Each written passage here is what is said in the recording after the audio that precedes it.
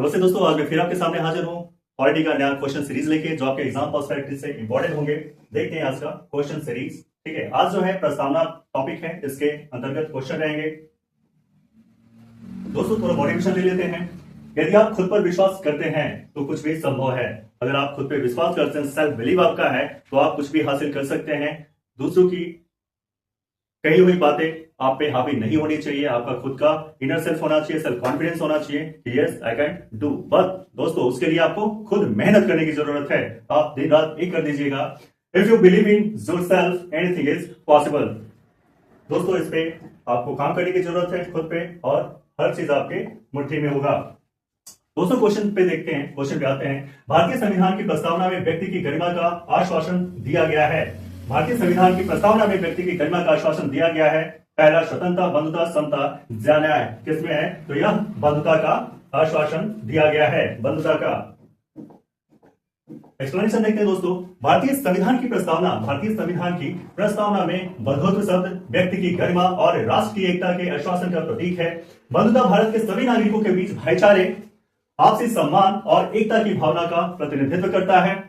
धर्म, जाति, पंथ या पृष्ठभूमि में उनके मतभेदों की परवाह किए बिना भारतीय संविधान की प्रस्तावना एक संक्षिप्त और वाक्पटु कथन है जो संविधान के मूलभूत मूल्यों, सिद्धांतों और उद्देश्यों को रेखांकित करता है।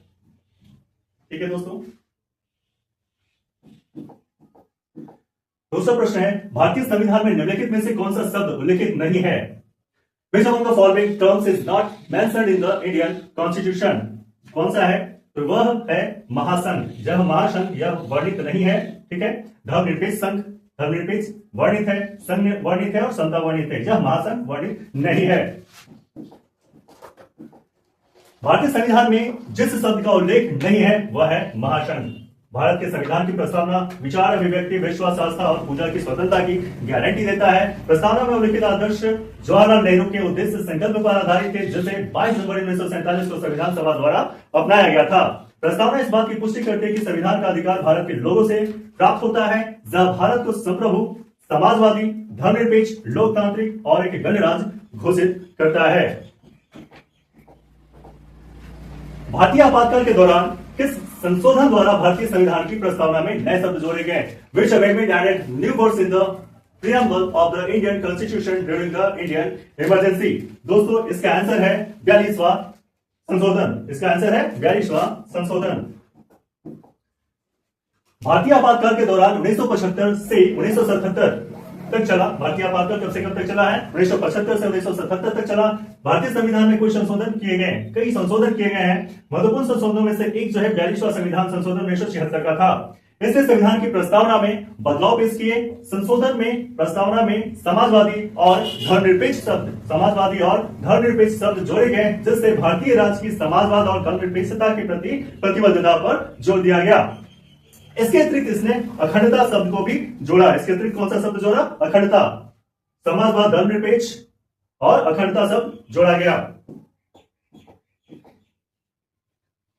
अगला प्रश्न है, उद्देश्य प्रस्ताव किसने पेश किया, जिसे बाद में भारत के संविधान की प्रस्तावना के रूप में अपनाया गया? Who represented the objective resolution that was later adopted as the preamble of the Constitution of India? जब उद्देश्य प्रस्ताव किसने पेश किया था? यह उद्देश्य प्रस्ताव पेश किया था जवाहरलाल नेहरू जी ने। यह उद्देश्य प्रस्ताव किसके द्वारा पेश किया गया था? जवाहरलाल नेहरू जी के द्वारा। जवाहरलाल नेहरू ने 13 दिसंबर 1946 को विधानसभा में ऐतिहासिक उद्देश्य प्रस्ताव को पारित किया था, प्रस्तावित किया था। इससे संवैधानिक ढांचे के सिद्धांतों के रेखांकित किया था। 22 जनवरी 1947 को सभा ने सर्वसम्मति से इस प्रस्ताव को अपनाया है।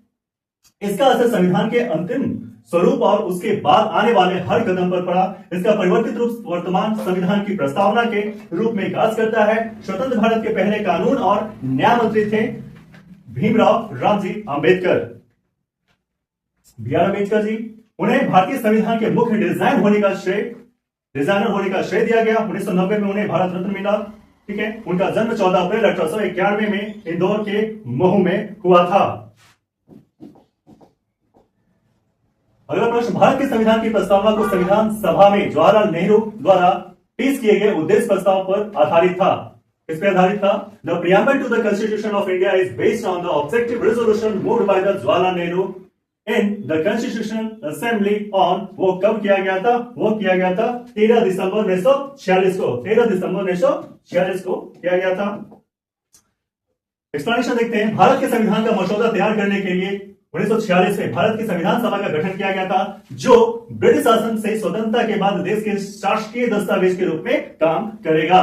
13 दिसंबर 1946 को जवाहरलाल नेहरू ने संविधान सभा में उद्देश्य प्रस्ताव पेश किया, जिसमें सिद्धांतों और उद्देश्यों को निर्धारित किया गया था जो संविधान के प्रारूपण का मार्गदर्शन करेंगे। वह सुनिश्चित संकल्प के ने एक संप्रभु, समाजवादी, धर्मनिरपेक्ष, लोकतांत्रिक, गणराज्य और सभी नागरिकों के लिए न्याय, स्वतंत्रता और समानता सुनिश्चित करने का आह्वान किया गया था। अगला प्रश्न है, धर्मनिरपेक्ष शब्द को 42वें संविधान संशोधन अधिनियम के माध्यम से भारत के संविधान की प्रस्तावना में डाला गया था। वो कब था? The word secular was inserted in the preamble of the constitution of India through the 42nd constitutional amendment act of, कब किया गया था? 1976, 1976 में किया गया था। 42वां संविधान संशोधन 1976।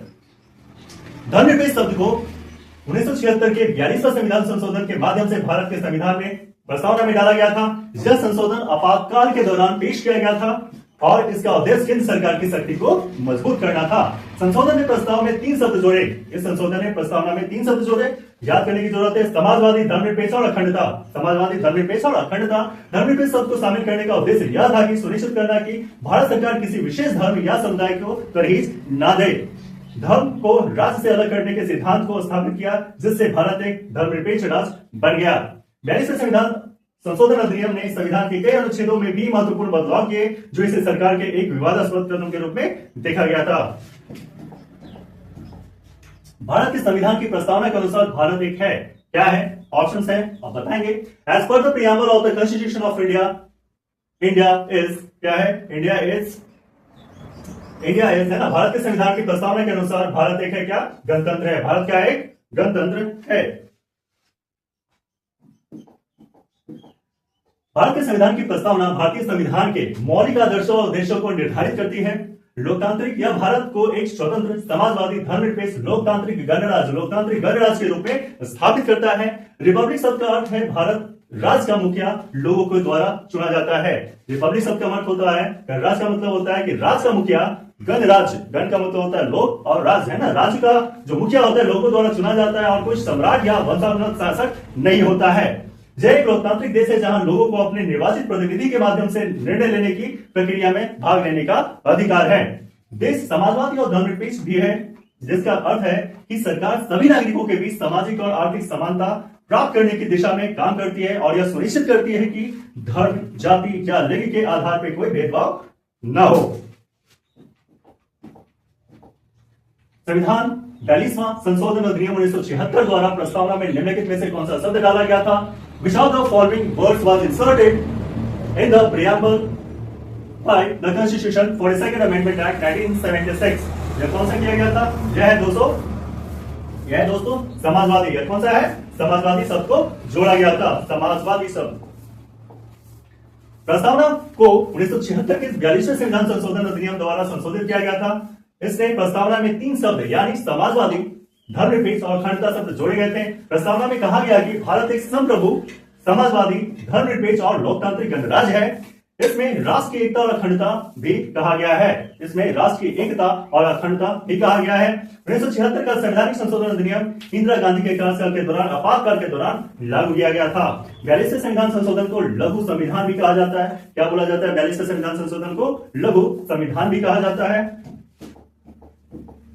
अगला प्रश्न दोस्तों, किस मामले में विधायी ज्यादतियों को रोकने और अनुच्छेद 356 राज्यों पर राष्ट्रपति शासन के दुरुपयोग को रोकने के लिए बुनियादी संरचना सिद्धांत लागू किया गया था?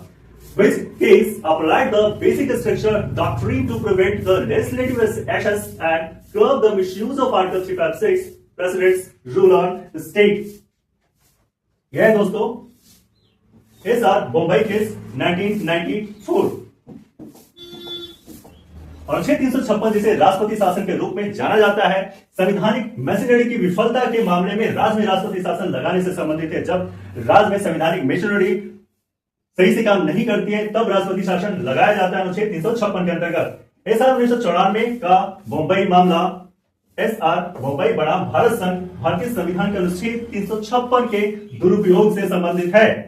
महत्वपूर्ण कानूनी फैसले के लिए जाना जाता है। राज्यों में राष्ट्रपति शासन लगाने से संबंधित है। इस मामले में सुप्रीम कोर्ट ने संघवाद की रक्षा करने और अनुच्छेद 356 के मनमाने या राजनीति से प्रेरित उपयोग के खिलाफ राज्यों के अधिकारों की रक्षा के लिए बुनियादी संरचना सिद्धांत को लागू किया।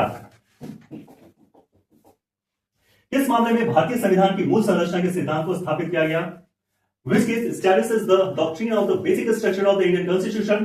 जय है दोस्तों, केशवानंद भारती मामला। भारतीय संविधान की मूल संरचना का सिद्धांत 1973 में केशवानंद भारती मामले में स्थापित किया गया था। यह इस ऐतिहासिक मामले ने भारतीय संविधान न्यायशास्त्र में एक महत्वपूर्ण मोड़ ला दिया। इस मामले में सुप्रीम कोर्ट ने माना कि हालांकि संविधान संशोधन किया जा सकता है, लेकिन कुछ बुनियादी विशेषताएं हैं जिन्हें संशोधनों द्वारा बदला या नष्ट नहीं किया जा सकता है, क्योंकि वे संविधान का मूलभूत सिद्धांत का मूलभूत सार है। केशवानंद भारती मामले ने इस सिद्धांत की नींव रखी कि संविधान की मौलिक संरचना अक्षुण्ण और अनुल्लंघनीय रहनी चाहिए। जो मौलिक संरचना उसको कुछ भी डिस्टर्बेंस नहीं होना चाहिए, कोई भी छेड़छाड़ नहीं होनी चाहिए। दोस्तों होमवर्क क्वेश्चन है, आप हमें कमेंट करके बताएंगे। Who among the following called the preamble the keynotes to the Constitution? निम्नलिखित में से किसने प्रस्तावना प्रियम्बल को संविधान का मुख्य नोट की नोट टू द कॉन्स्टिट्यूशन कहा था? दोस्तों ऑप्शन है K Munshi, doctor Bhimrao Ambedkar, sir Ernest Barker और जवाहरलाल नेहरू। दोस्तों हमें कमेंट करके बताएंगे इसके आंसर। दोस्तों एक घोषणा है कि हमारा ऑफलाइन बैच जो है सुबह चलता है, बगरा रोड, चिरमिल्ली, पटना। आप यहाँ पे संपर्क कर सकते हैं। दोस्तों आज के लिए इतना ही। Thank you. जय हिंद।